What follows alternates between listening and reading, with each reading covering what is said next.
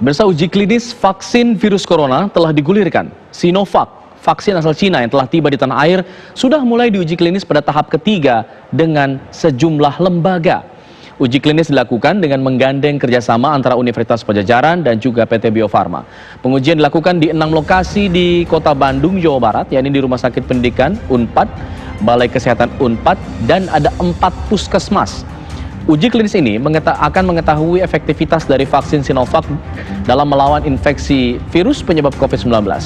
Pengujian dilaksanakan selama 6 bulan ke depan dengan melibatkan 1.600 lebih relawan. Namun, catatannya uji klinis sempat dikabarkan terhambat karena belum mengantongi rekomendasi dari Komite Etik Penelitian Universitas Padjadjaran Bandung agar dapat menjamin keselamatan dari para relawan.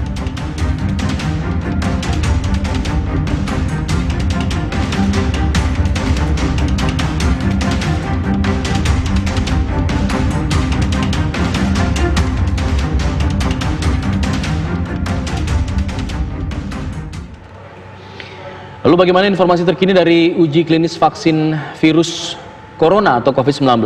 Dan kapan pula hasil uji klinis dapat diketahui? Sudah bergabung bersama kami narasumber kami pada hari ini, pemirsa, ada Ketua Tim Uji Klinis Vaksin dari Fakultas Kedokteran Universitas Padjadjaran Bandung, Profesor Kusnandi Rusmil. Selamat sore, Assalamualaikum, Prof. Waalaikumsalam warahmatullahi wabarakatuh, selamat sore. Sore, Prof. Kita ingin tahu apakah uji klinis tahap ketiga ini sudah mulai dilakukan di sana? Memang waktunya memang belum, kami rencanakannya kan bulan Agustus, jadi saya mau ada klarifikasi sedikit ya. Jadi Komite Etik itu bukan menghambat, dia itu yang terbaik untuk subjek penelitiannya itu. Jadi kadang-kadang kan ada yang kurang, kita ditambahkan supaya subjek penelitian itu aman ya. Dan karena yang di komite itu orang-orang pintar semua ya dari berbagai-bagai unsur. Jadi bukan menghambat, justru itu melindungi daripada tim dari uji klinis ini. Apa yang harus dilakukan untuk kemudian dapat persetujuan dari komite etik, Pak? Oh, ada usulan tambahan untuk memeriksakan PCR. Hanya itu ya. Terus memperbaiki sedikit formulir-formulir. Saya bilang wajar ya, karena nggak semuanya bisa di-cover oleh dalam waktu sebentar oleh tim uji klinis. Jadi masukan-masukan yang positif dari Komite Etik itu saya terima kasih sekali, karena itu akan menambah kredibilitas daripada Universitas Padjadjaran. Oke, baik. Ya, Prof, sejauh ini untuk relawan kan sangat dibutuhkan banyak ya, Prof. Sejauh ini seperti apa? Saya belum pernah menghubungin relawan satupun, ya. Jadi kalau ada izin Komite Etik, baru kami mengirimkan surat pedoman mengikuti uji klinis ini. Akan dibagikan ke 6 center. Kan kami kan mempunyai 6 center itu yang udah biasa mengikuti uji klinis, sehingga kami udah tahu kantong-kantongnya. Tetapi sampai saat ini kami belum pernah menghubunginya. Oke, Prof, sejauh ini sangat dibutuhkan relawan lebih dari 1.600, begitu, Prof? Kenapa, Prof? Ya, itu perhitungan statistiknya begitu. Ya, oleh karena fase 3 itu perlu ribuan. Ya, fase 3 itu kan bukan di Indonesia aja. Ya, fase 3 itu kayak di Brasil itu 8.000 dia butuh. Ya, India 2.000-an. Ya, belum yang lain.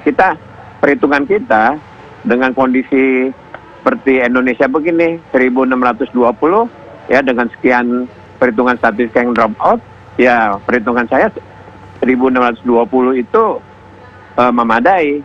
Sebetulnya yang menghitung sih bukan saya. Sebetulnya yang melakukan perhitungan itu selain saya juga itu dibantu oleh Bio Farma. Ya, kira-kira mana yang paling cocok. Karena kita ini fase 3, sekali lagi kita fase 3. Fase 1 keamanannya dan efektivitas sudah dibuktikan bagus. Fase 1 itu sampai 200 pasien kurang sedikit ya. Kemudian fase 2 itu jumlahnya hampir 400 ya. Itu juga aman dan efektif.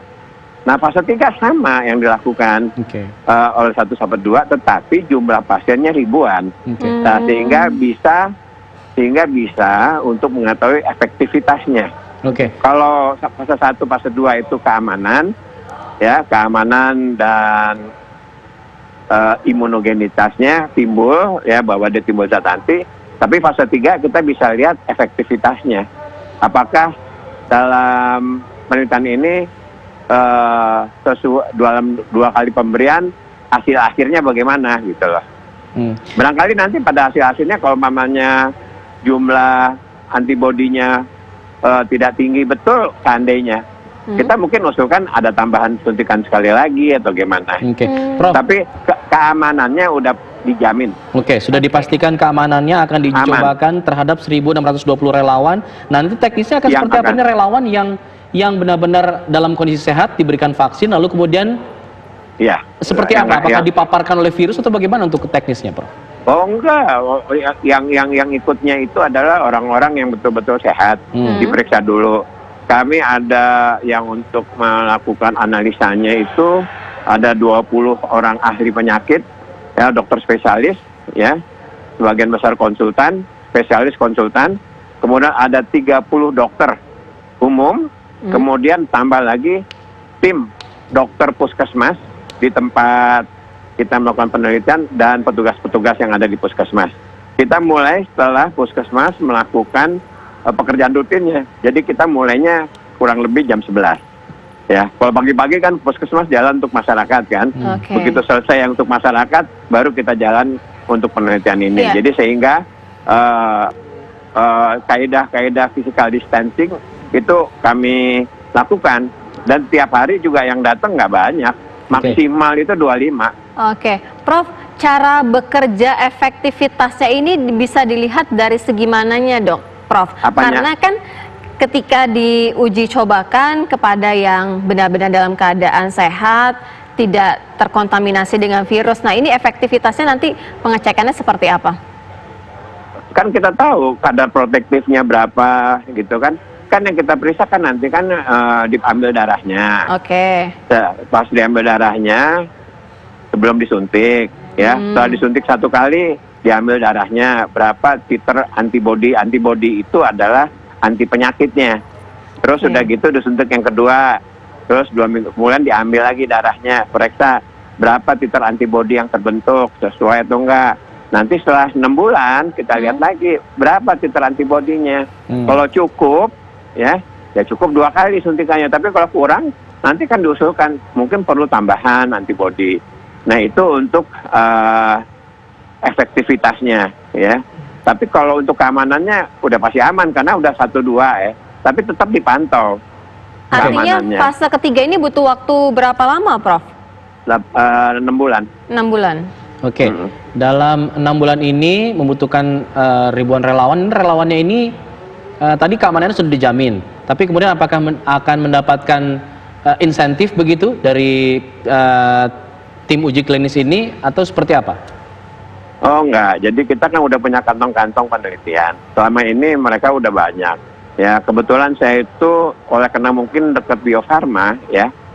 Kita dari Fakultas Kedokteran itu dekat Bio Farma, sehingga hampir semua vaksin Bio Farma itu uji klinisnya dengan institusi kami. Kami udah melakukan uji klinis vaksin 32 kali. Sehingga kami udah punya kantong-kantong penelitian. Ya, dan mereka walaupun nggak ada sedang penelitian ketemu sama saya, kadang-kadang nanya sama saya lagi di jalan juga, Prof, kapan dong ikut, ada penelitian lagi, saya pengen ikut lagi dong, gitu.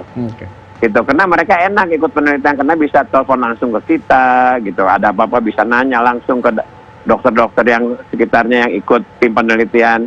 Jadi banyak kemudahan-kemudahan untuk mendapatkan masalah informasi kesehatan dan layanan kesehatan. Dan mereka juga dapat asuransi kesehatan, tapi nggak dibayar mereka, nggak ada bayaran. Cuman dikasih uang transport, itu normal lah uang transportnya, nggak banyak ya 200.000 untuk. Prof, ini kan vaksin yang akan dicoba adalah vaksin dari Cina, dari Sinovac, betul ya? Betul. Nah, apakah ini menggunakan satu tipe vaksin yang sama atau ada beberapa tipe vaksin begitu? Kalau saya mendapat informasi ada 3 tipe vaksin, betul? Coba saya tanya ya. Ada berapa tipe vaksin yang udah siap uji coba? Saya tanya dulu. Makanya kita ingin mengkonfirmasi kepada Profesor. Ahli. Ya, makanya baru kan yang baru uji klinis fase 1, fase 2 itu kan di Chinese. Di tempat lain tuh baru mulai nyari dan sebagainya, ya. Okay. Nanti kalau di kita juga udah nyari antigennya oleh Prof. Amin Subandrio. Nanti kalau itu udah bagus, kita pakai yang buatan kita gitu loh. Tapi sekarang ini karena waktu yang mendesak, kita pakai yang udah siap dulu gitu. Sehingga nanti dalam 6 bulan ke depan udah ada vaksinnya kita. Di samping nanti kita akan melakukan uji coba oleh Prof. Amin, ya. Mendekat saya itu Prof. Amin itu ya, sama-sama di Itagi kita ya, melakukan uji klinis lagi mungkin gitu ya, pakai vaksin yang kumannya dapat dari kita, ya. Tapi secara ilmu pengetahuan, secara prinsip, ya, kalau umpamanya virus yang diperiksa di sini sama yang diperiksa di Wuhan, itu memang terjadi perubahan, ada mutasi sedikit, tapi nggak masalah untuk vaksin, karena vaksin ini akan melindungi, ya, skala garis besar. Kan kalau mutasi itu kan paling sedikit mutasinya di ini DNA, RNA. Tetapi secara umum vaksin ini secara general itu dapat melindungi. Itu terbukti dari laporan-laporan penelitian yang sudah dilakukan di Cina, fase 1, fase 2, ya, bahwa dia melindungi sekitar 96% dari semua populasi, jadi bukan 100%. Oke. Prof, terakhir mungkin, selama 6 bulan akan diuji coba, lalu ketika ini sudah nanti kita harapkan hasilnya positif, sudah bagus begitu, kita butuh berapa lama untuk kemudian bisa didistribusikan ke masyarakat? Nah, kalau distribusi itu kan itu tugas Departemen Kesehatan ya, ya. Jadi Bio Farma itu dia bikin vaksin, ya.